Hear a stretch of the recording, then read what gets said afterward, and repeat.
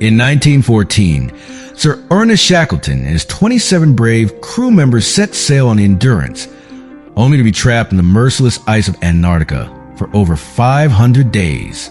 Stranded in a frozen wasteland with no food, no shelter, and no hope of rescue, they faced a fate that seemed sealed by the harshest environment on Earth. Yet, against all odds, this is a story of courage and survival that defied death itself. You won't believe the incredible journey or the astonishing ending of this legendary tale. As you dive deeper into this gripping story, brace yourself for astonishing twists and turns that reveal the extraordinary trials Sir Ernest Shackleton and his crew endured. What unimaginable challenges did they face, and how did they defy the odds? Let's begin the detailed journey of their legendary survival. Imagine the year 1914, a time when the world teetered on the brink of global war. Yet one man dared to chase the ultimate dream of exploration. Sir Ernest Shackleton, the indomitable British explorer, stood on the deck of his sturdy ship, the Endurance, his eyes fixed on the horizon. With 27 hand-picked crew members, sailors, scientists, doctors, and even a photographer, he set sail from Plymouth, England, bound for the frozen wilderness of Antarctica. Their mission? To achieve the impossible, the first ever land crossing of the entire Antarctic continent, from sea to sea. Little did they know, this voyage would test the very limit to human survival, turning into a heart-pounding saga of ice, isolation, and unbreakable will. The Endurance was no ordinary vessel. Built in Norway from the toughest oak and fir, she was designed to withstand the crushing embrace of polar ice. Shackleton had spared no expense, equipping her with the latest gear. Coal-fired engines, sails for wind power, and enough provisions to last 2 years.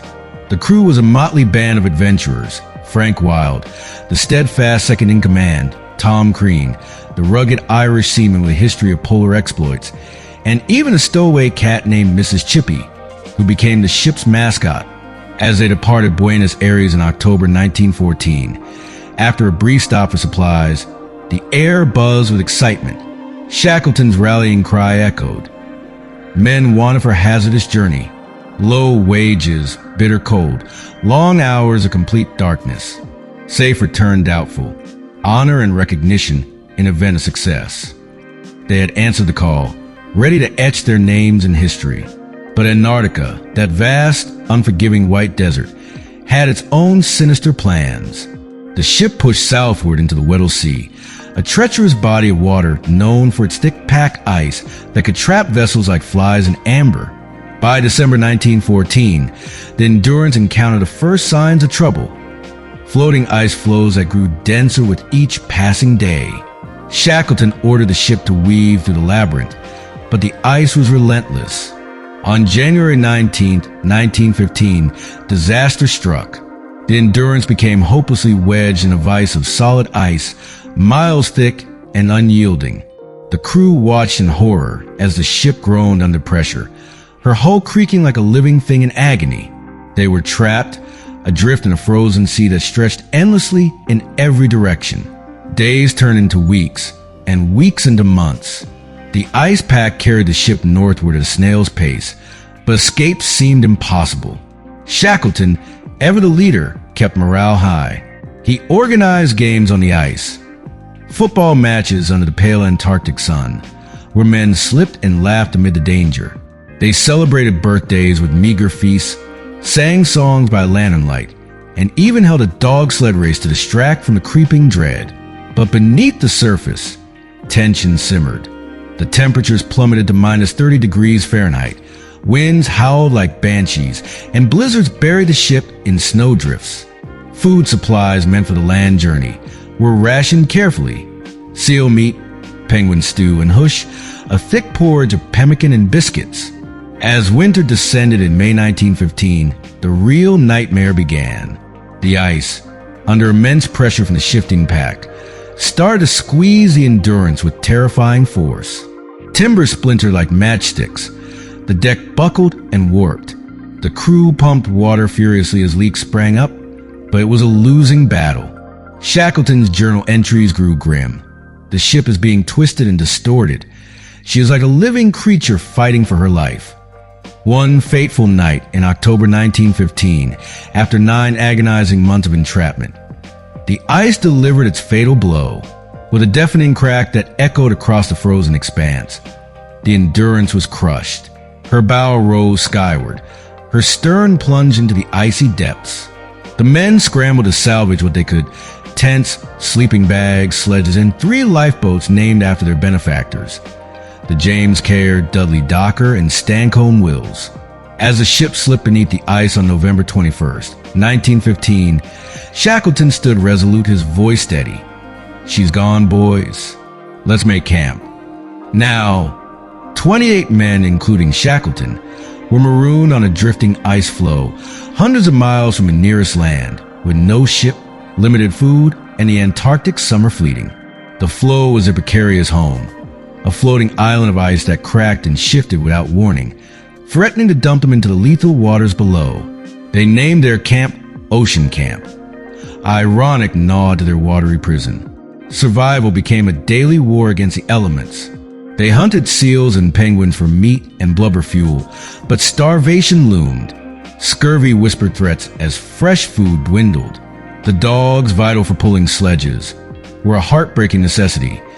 Some had to be called to feed the men, their loyal eyes haunting the crew. Shackleton's leadership was the glue holding them together. He slept little, constantly patrolling the camp, ensuring every man felt valued. He paired optimists with pessimists in tents, rotated chores to prevent resentment, and shared stories of past adventures to ignite hope. But the ice was merciless. Cracks opened like jaws, forcing frantic relocations. Blizzards blinded them for days, burying tents under feet of snow. One man nearly plummeted into a crevasse, saved only by a desperate grab from a comrade. The psychological toll was immense.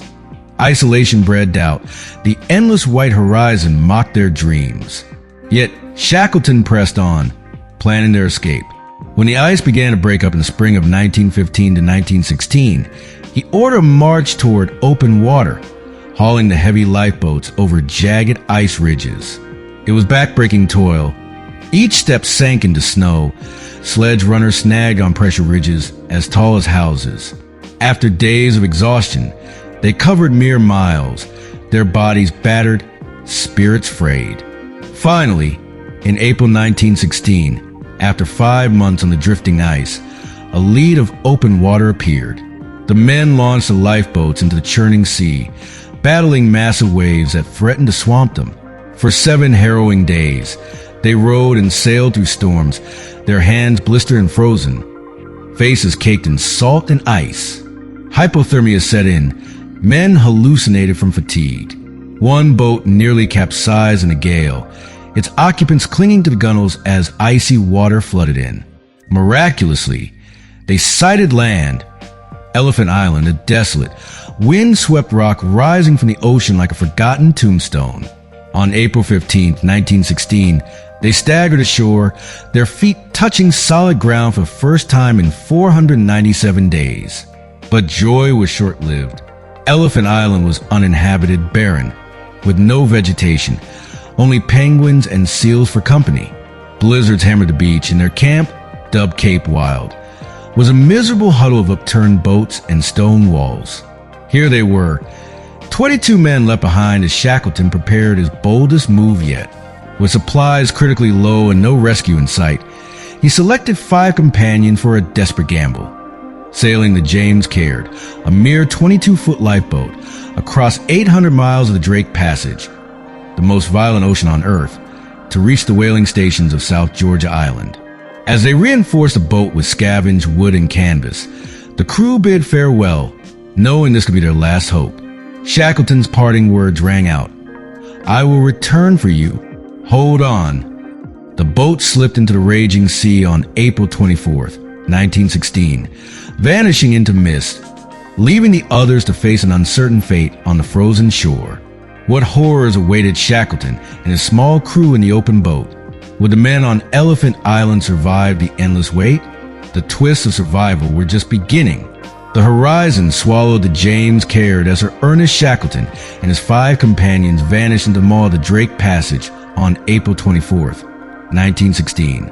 The 22 men left behind on Elephant Island huddled beneath their upturned lifeboats, their eyes fixed on the churning sea, clinging to a fragile hope. Shackleton had promised a return, but the odds were grim. The Drake Passage was a graveyard of ships, its monstrous waves and hurricane-force winds a death sentence for a 22-foot open boat. Yet, Shackleton's resolve burned brighter than the Antarctic storms. This was no longer about crossing a continent. It was about defying fate to save every soul of his crew. The James Caird, hastily reinforced with scraps of wood and canvas, was a speck against the towering swells. Shackleton, navigator Frank Worsley, and 4 others, Tom Crean, Harry McNish, John Vincent, and Timothy McCarthy, crammed into its cramped hold, their bodies battered by freezing spray. The sea was a beast, hurling waves as high as 50 feet that crashed over the boat, threatening to swamp it. Ice clung to the rigging, weighing down their fragile craft. For 17 days, they endured a living nightmare. Worsley, a navigational genius, plotted their course using a sextant in fleeting moments of clear sky, often balancing on the pitching deck as waves soaked his charts. Sleep was impossible. The men took turns bailing water with frostbitten hands, their skin raw and bleeding. Thirst tortured them. Fresh water was rationed to mere sips, their throats parched by salt air. Hunger gnawed as they choked down sodden biscuits and raw seal meat. One night, a rogue wave nearly capsized them, the boat spinning like a leaf in a maelstrom. Shackleton's voice cut through the chaos. "Row, damn you, row." They rowed for their lives, hearts pounding as the sea roared its fury. Back on Elephant Island, the 22 stranded men faced their own hell. Cape Wild was a desolate spit of rock, lashed by gale-force winds and blanketed by blizzards. Their shelter, 2 upturned lifeboats propped on stones, was pitiful against the elements. Waves crashed over their camp, soaking sleeping bags and clothes. Food was scarce. They hunted seals and penguins, but the supply was dwindling. Scurvy crept in, weakening bodies already pushed to the brink. Frostbite blackened fingers and toes. Gangrene threatened. Frank Wild, left in charge, mirrored Shackleton's leadership, keeping spirits alive with routine and hope. He forced the men to exercise, sing, and tell stories, but despair loomed. Some stared blankly at the horizon, whispering a rescue that might never come. One man's foot required amputation, performed with pocket knife under flickering lantern light, the screams echoing off the cliffs. Every day, they scanned the sea for a sail, only to be met with endless gray. On May 10, 1916, after an 800-mile odyssey, the James Caird sighted South Georgia Island, a jagged silhouette of salvation. But the sea wasn't done with them. A hurricane-force storm barred their landing, forcing the battle waves for another agonizing day. When they finally reached shore at King Haakon Bay, their triumph was bittersweet. The whaling stations were on the opposite side of the island, across uncharted peaks and glaciers no human had ever crossed. Exhausted, starved, and frozen, Shackleton, Worsley, and Crean left the others to recover and began a trek that would become legend. With only a rope, a carpenter's adze, and sheer will, they climbed 3,000-foot mountains, slid down icy slopes, and waded through freezing streams. For 36 hours, they pushed forward without rest, driven by the ticking clock of their crew's survival. A single misstep could mean a fatal fall into a crevasse. At one point, lost in fog, they heard a distant steam whistle, the whaling station. On May 20th, 1916, they staggered into Stromness, bearded and ragged, their arrival shocking the whalers who thought them ghosts. But Shackleton's mission wasn't over. The men on Elephant Island were still stranded, 128 days into their ordeal. Shackleton organized a rescue, but the ice-choked seas thwarted 3 attempts. Each failure was a gut punch, yet he refused to give up.